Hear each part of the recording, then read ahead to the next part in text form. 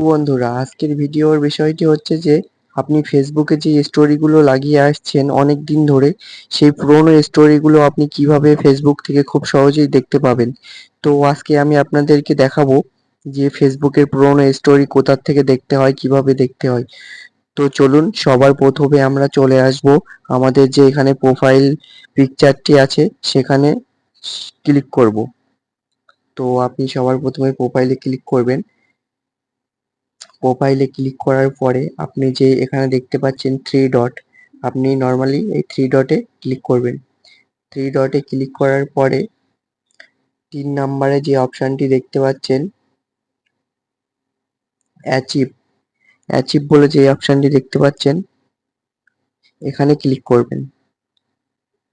এখানে ক্লিক করার পরে আপনি একটু উপরের দিকে দেখতে পাচ্ছেন এখানে। তো আজকের ভিডিওটা বেশি বড় করব না আমি। তো আপনারা এখানে ক্লিক করবেন, স্টোরি আর্চিভে ক্লিক করবেন। এখানে ক্লিক করার পরে তো বন্ধুরা দেখতে পাচ্ছেন আপনি যতগুলো এখানে স্টোরি আপলোড দিয়ে থাকবেন সবগুলো স্টোরি আপনি এখানে দেখতে পারবেন। সবগুলো আপনার ফেসবুক পেজটি আপনি যতদিন ক্রিয়েট করেছেন তারপরের থেকে যতগুলি স্টোরি আপনি আপলোড করেছেন সবগুলো এখানে শো করবে, সবগুলো। তো বন্ধুরা, আশা করি সঠিক ইনফরমেশন আজকে দিতে পেরেছি আমি। তো ভিডিওটা ভালো লাগলে একটা লাইক করবেন, যাতে আমি নতুন নতুন ভিডিও আপনাদেরকে সবার আগে দেখাতে পারি। আর সাবস্ক্রাইব করে পাশে থাকবেন। চলুন, আর নতুন নতুন ভিডিও আমি আপনাদেরকে দেখাবো।